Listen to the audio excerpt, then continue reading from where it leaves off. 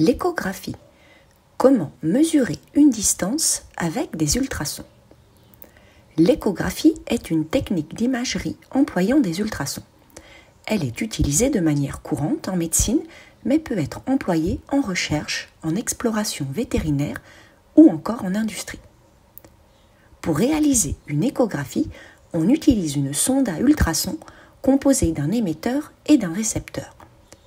Les ondes ultrasonores émises pénètrent dans le corps humain et sont soit transmises, soit réfléchies, soit absorbées par les différents objets rencontrés sur leur passage.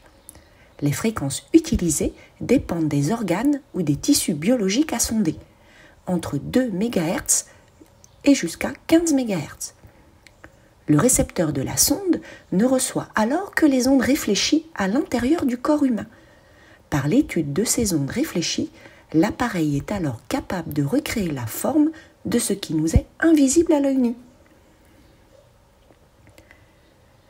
L'ultrason est un son, c'est-à-dire une onde mécanique dont la fréquence est supérieure à 20 000 Hz, trop élevée pour être audible pour l'oreille humaine.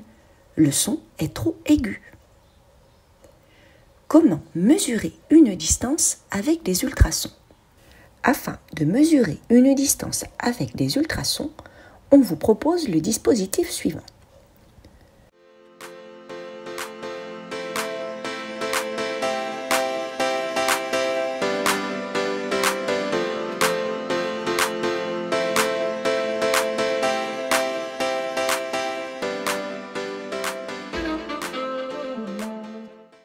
On génère une salve ultrasonore à l'aide d'un générateur de salve. On observe les signaux électriques de l'émetteur, signal carré, et du récepteur, salve, sur les deux voies de l'oscilloscope.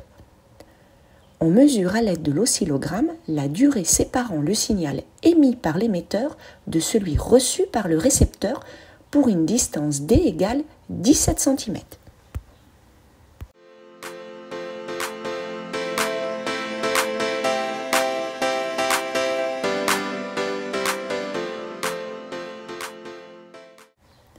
Sur l'axe horizontal, on compte le nombre de divisions. On trouve 2,8 divisions. Ensuite, il faut tenir compte du calibre de l'oscilloscope. Nous sommes sur le calibre 0,2 millisecondes. Par conséquent, une division a une durée de 0,2 millisecondes. On trouve alors une durée ΔT de 0,56 millisecondes.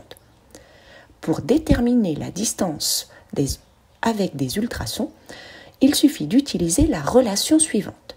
D égale V fois ΔT.